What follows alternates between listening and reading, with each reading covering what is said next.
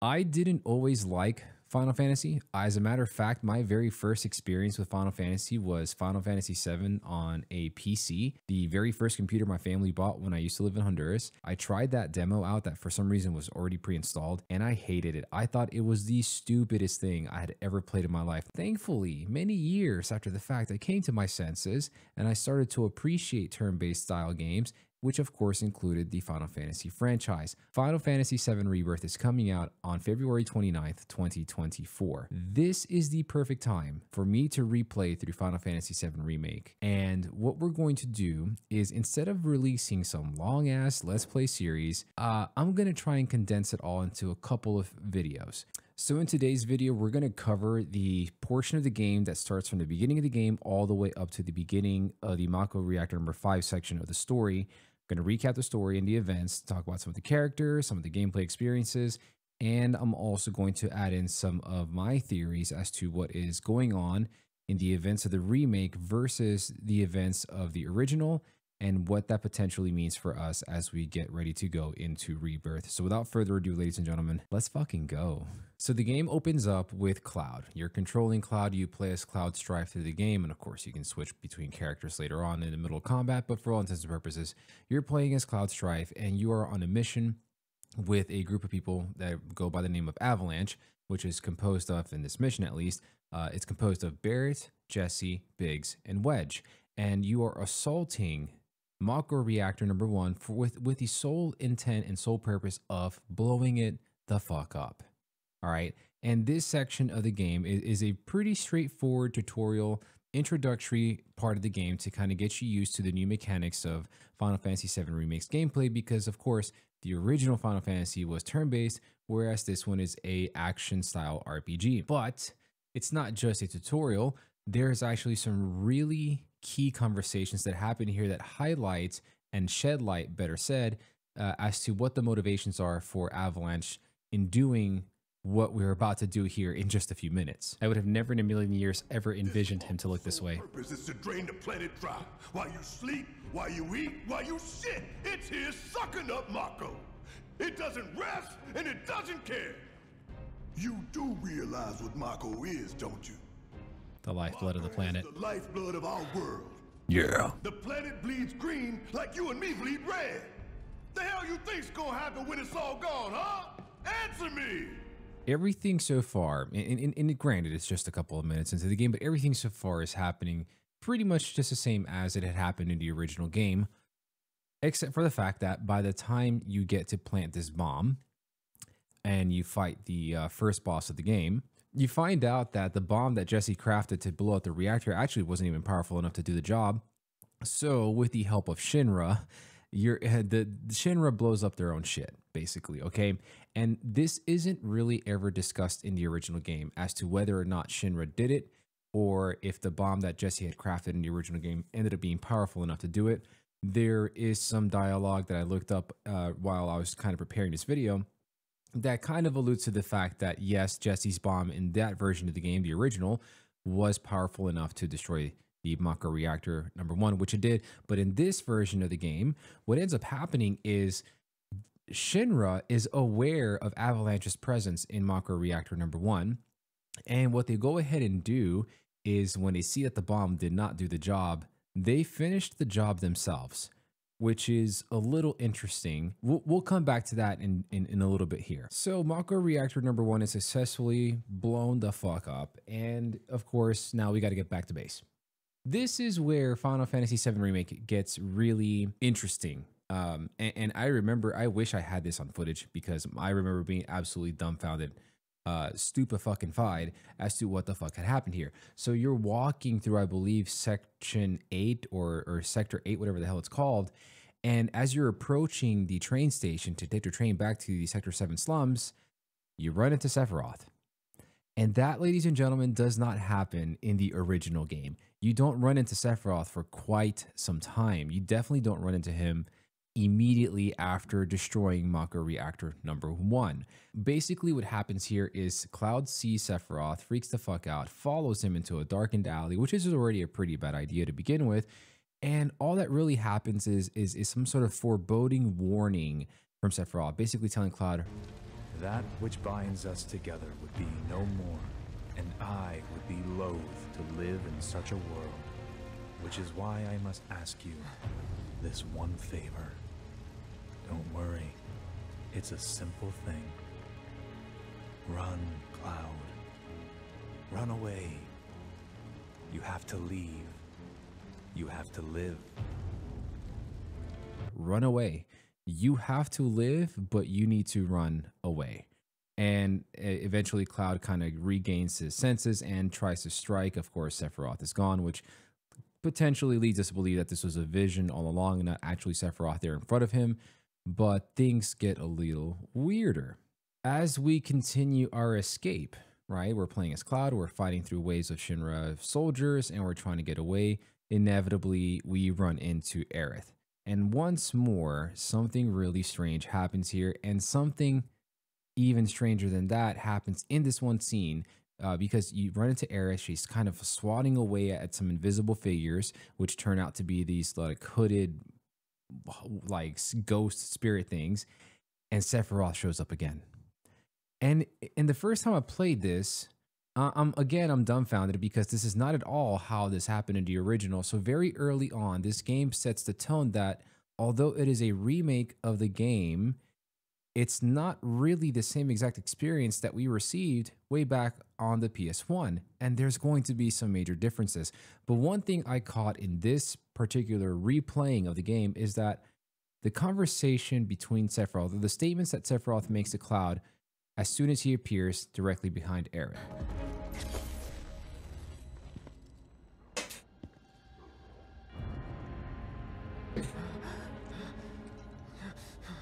You are too weak to save anyone. Not even yourself. His comments right here, don't lead me to believe that he's referring to Cloud's inability to save people. That's not referring to Cloud's inability to save his mother. I think in this conversation, he's referring to Cloud's inability to save Aerith. And what I mean by that is that this Sephiroth that we have here in front of us is aware of he's either aware of the future, a future where he sees himself killing her later on. Sorry if that spoiled anything for you.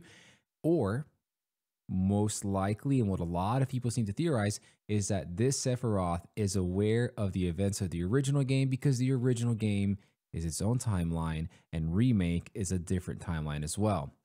And somehow the two have found a way to be connected. And if that's the case, then the Sephiroth that we just saw in front of us is aware of the existence of the other Sephiroth and aware of the events of the other game.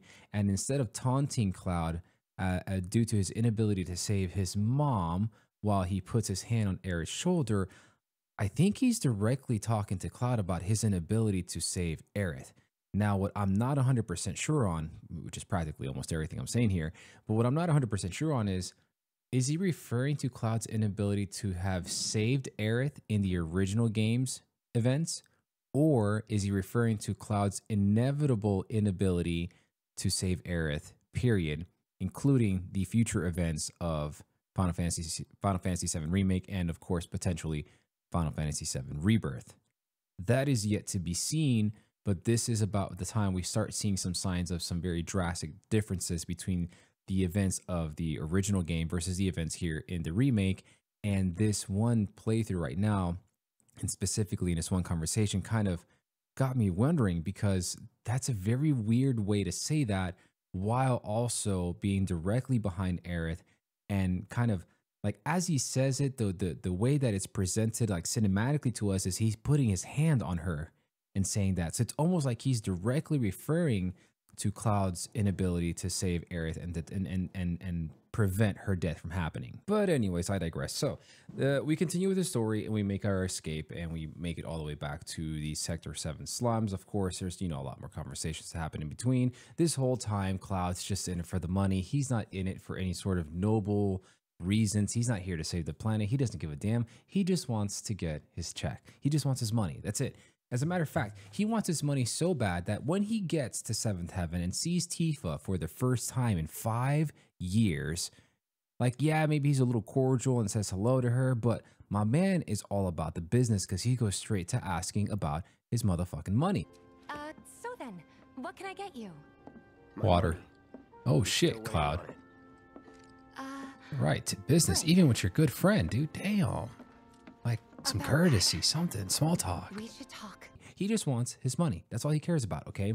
And this Cloud is almost as standoffish and as like cold as the Cloud I remember playing when I played the original version of Final Fantasy VII back on PS1 in a galaxy far, far away many years ago. Now, one thing I do understand and appreciate about the remake for Final Fantasy VII here is that they obviously wanted to dedicate a lot of time into building the characters, right? Into allowing us to learn more about each one of the characters. And so this section of the game where we're playing through these Sector 7 slums, we're doing a lot of little odd jobs here and there. We're basically trying to build up a reputation as a merc, you know, get some more money and, you know, get to know some of the other characters. So we get to spend a little bit of time with Jesse. We spend a little bit too much time with Jesse, as a matter of fact. We get to learn a little bit more about Tifa and, you know, maybe just a few seconds here or there with Biggs and Wedge. Thinking back on it, ultimately, I think what the purpose was of the Sector 7 slums section of the game so far is to kind of obviously spend a little bit more time with the characters, but I think it's a way for Cloud and the player to connect a little bit more with the people from the Sector 7 slums, right? You kind of get to understand the situations that they're in, how terrible conditions are down there, and hopefully kind of make you feel a little bit more empathetic to their struggle, right? So nothing too crazy out of the ordinary has happened here so far in the slums up until you go take a good and well-deserved rest in your new hotel room and find that one of the clones of Sephiroth is inhabiting the room next to yours, specifically the one with the number 49 tattooed, I believe, on his left arm. There is a very brief interaction between the two.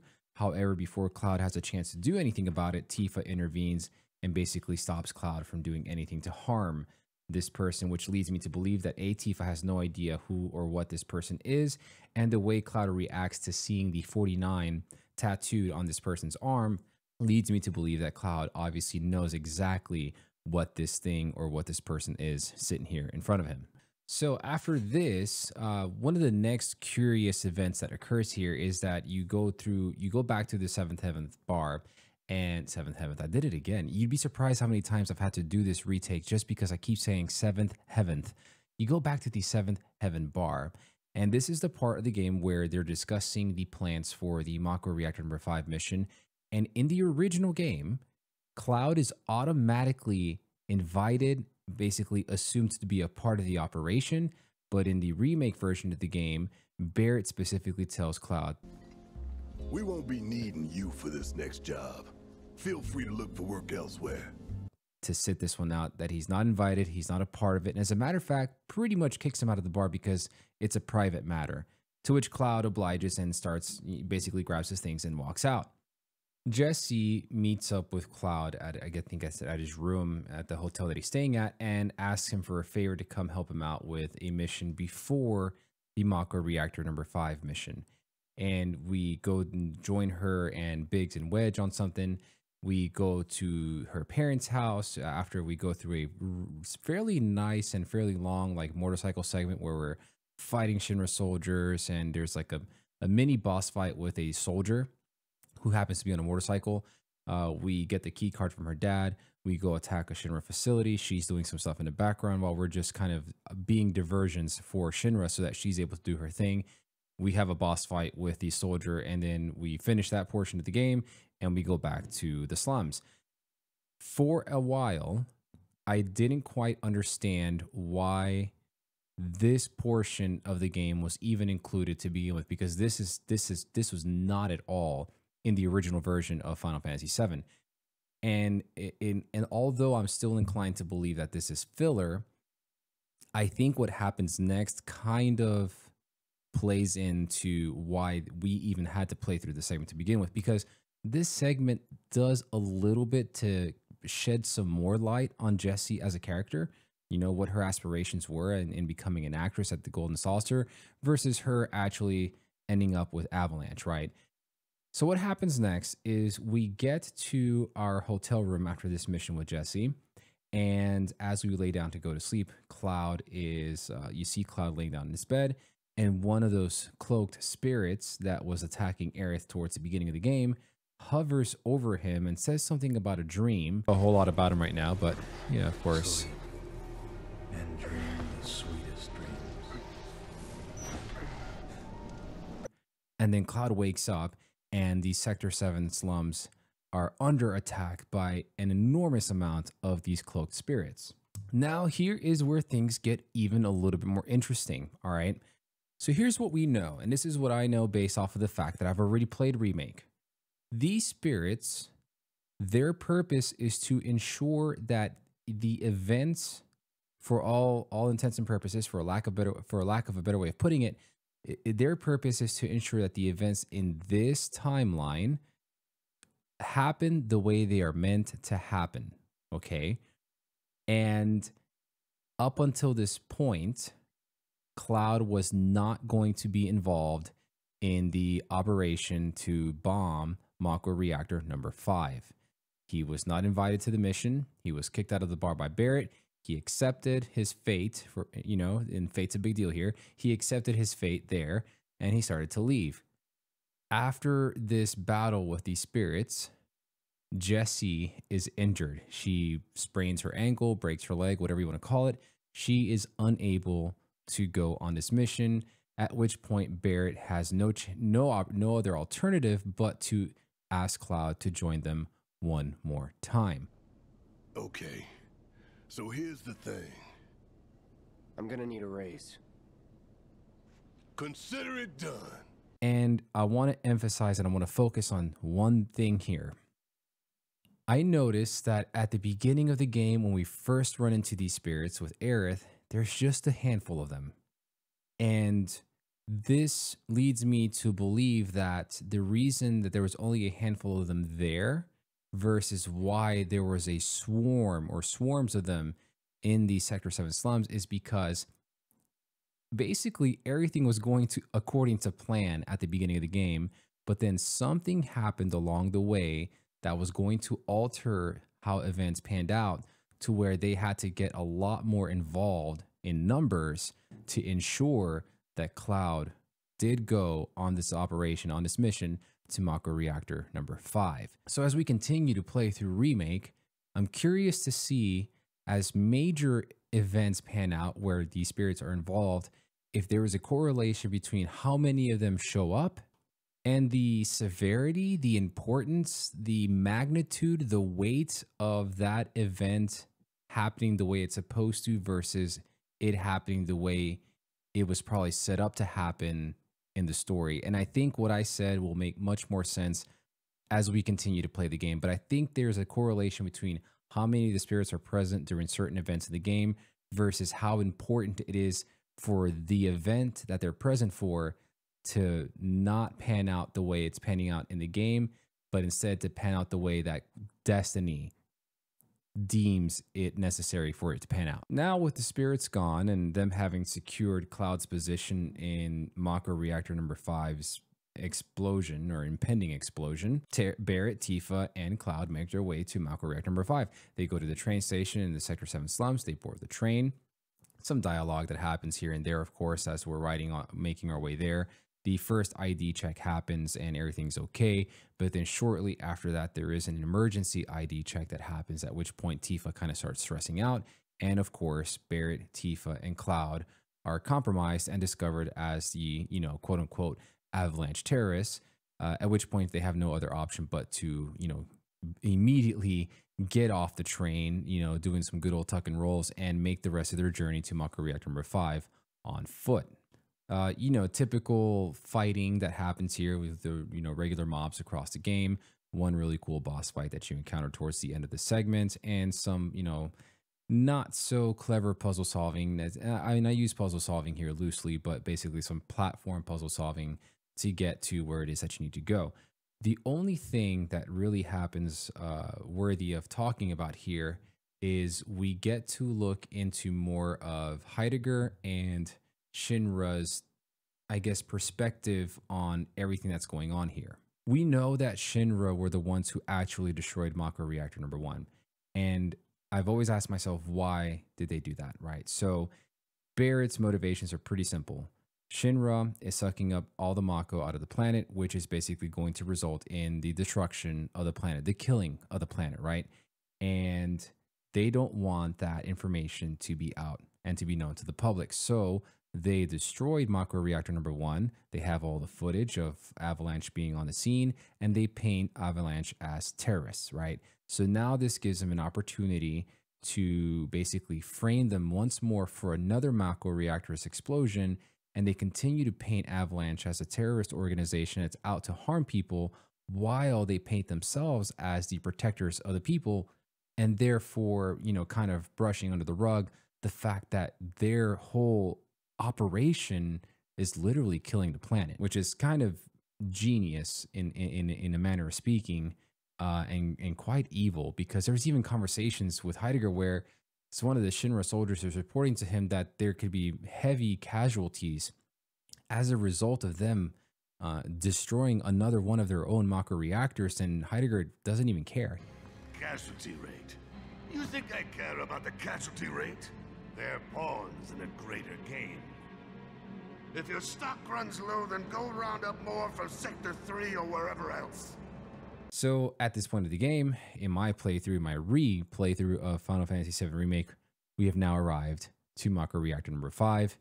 And ladies and gentlemen, we will have to continue that portion next week. So in the meantime, I hope you all enjoyed the video. Thank you so much. Let me know down in the comments below what your theories are about what's happened so far in the playthrough that you'll be sharing with me here on this journey. Let me know what you think about the game. Are you excited for Final Fantasy VII Rebirth? Tell me about your experience with Final Fantasies. Like, how did you start? Which one was your first one? Which one was your favorite? Which one was your least favorite? Tell me everything and anything I want to know. And if you enjoyed this video, do me a favor. I don't care if you hit the bell. I don't care if you hit that subscribe button. But all I want you to do is that if you like this video, go ahead and watch this next video here for me, please. Thank you so much. Have a happy new year. Y'all take care. Be good to yourselves. Be good to one another. Peace out. Reactor 1. Yeah. We're near Mako storage. Let's move.